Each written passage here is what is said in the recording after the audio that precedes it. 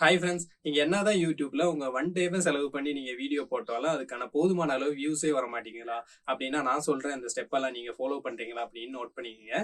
First step பாத்தீங்கன்னா உங்க video quality. உங்க வீடியோ குவாலிட்டி பாத்தீங்கன்னா நல்லா இருந்தா மட்டும்தாங்க யூடியூப் அடுத்தடுத்து சஜஸ்ட் பண்ணும். உங்க வீடியோ குவாலிட்டி ரொம்ப லோவா இருந்துச்சுன்னா அந்த வீடியோ பாத்தீங்கன்னா சஜஸ்டும் ஆகாது, அதிக பேத்துக்கு ஷோவும் ஆகாது, சர்ச்ல எல்லாம் கம்மியா தான் வரும். அதனால உங்க வீடியோ எவ்வளவுக்கு எவ்வளவு கிளியரா எடுக்க முடியுமோ அவ்வளவுக்கு அவ்வளவு கிளியரா எடுத்து வச்சுக்கோங்க.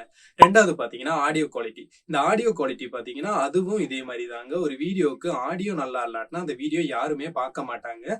அதனால உங்க ஆடியோ எவ்வளவுக்கு எவ்வளவு கிளியரா உங்களால கொடுக்க முடியுமோ அவ்வளவுக்கு அவ்வளவு கிளியரா எடுத்து வச்சுக்கோங்க. அதான் பாக்குற வியூவர்ஸுக்கு ஒரு இம்ப்ரெஷன் கிரியேட் ஆகும். அடுத்து மூணாவது பாத்தீங்கன்னா வீடியோட டைமிங். வீடியோட டைமிங் பாத்தீங்கன்னா நீங்க பெருசா இழுத்துக்கிட்டு போகாம உங்களால எவ்வளவு ஷார்ட்டா ஒரு விஷயத்த சொல்ல முடியுமோ அவ்வளவுக்கு அளவுக்கு நீங்க ஷார்ட்டா அந்த வீடியோவை கிரியேட் பண்ணி வச்சுக்கோங்க. இப்போ 8 நிமிஷத்துக்கு மேல உங்க வீடியோ போட்டா உங்களுக்கு பாத்தீங்கன்னா மிட்ரோல் ஆட் பண்ணலாம். அதாவது உங்களுக்கு பிடிச்ச இடத்துல எல்லாம் நீங்க ஆட் வச்சுக்கலாம். அது கண்டிப்பா அந்த இடத்துல வரும் இல்ல, ஆனா கண்டிப்பா அந்த வீடியோக்கு ஒரு 3 இல்லைன்னா 4 ஆட் கண்டிப்பா வரும். அந்த மாதிரி நீங்க 8 நிமிஷத்துக்கு மேல வீடியோ போட்டீங்கன்னா அந்த மாதிரி செட் பண்ணி வச்சுக்கலாம். அந்த மாதிரி செட் பண்றதுனால என்ன யூஸ்ன்னு பாத்தீங்கன்னா உங்களுக்கு ஆட் அதிகமா வரனால அந்த வீடியோஸ்க்கு ரெவென்யூ கொஞ்சம் அதிகமா இருக்கும்.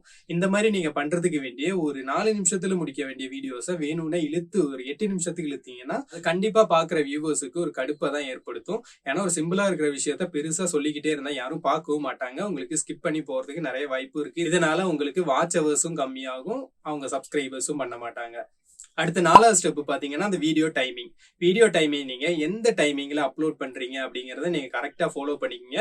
இப்போ ஒரு நாளைக்கு காலையில போடுவீங்க, இல்ல மதியானம் போடுவீங்க, இல்ல சாயங்காலம் போடுவீங்க. இந்த மாதிரி பிடிச்ச டைம்ல அப்லோட் பண்ணிக்கிட்டு இருக்காம உங்க ஆடியன்ஸ் எந்தெந்த டைம்ல யூடியூப் அதிகமா பாக்குறாங்க அப்படின்னு நீங்க தான் பாத்துக்கணும். எப்படின்னா நீங்க வீடியோஸ் இந்த டைம்ல எல்லாம் கண்டிப்பா அப்லோட் பண்ணிருப்பீங்க. எந்த டைம்ல அதிகமா வியூஸ் வருதோ அந்த டைம்ல தான் ஆடியன்ஸ் அதிகமா எங்கேஜா இருக்காங்க. அதனால நீங்க அந்த டைமை பிக்ஸ் பண்ணி தான் வீடியோஸ் அப்லோட் பண்ணணும். இப்ப நீங்க ஒரு வீடியோ மேக் பண்ண போறீங்க, அதுக்கான கண்டென்ட் எல்லாம் நீங்க ரெடி பண்ணி வச்சிருப்பீங்க.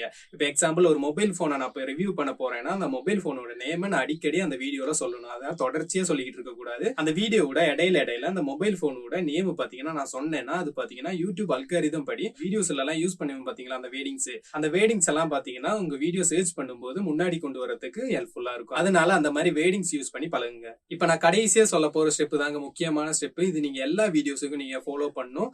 என்னன்னு பாத்தீங்கன்னா இந்த வீடியோக்கு லைக் பண்ணிட்டு சப்ஸ்கிரைப் பண்ணுங்க. இந்த வேர்டிங்ஸை நீங்க எல்லா கடைசி வீடியோஸ்லயும் நீங்க யூஸ் பண்ணும். அப்பதான் சப்ஸ்கிரைப் பண்ற அந்த அட்டென்ஷனை உங்க ஆடியன்ஸுக்கு ஏற்படுத்தும். மறக்காம இந்த வீடியோக்கு லைக் பண்ணிட்டு சப்ஸ்கிரைப் பண்ணிட்டு போங்க.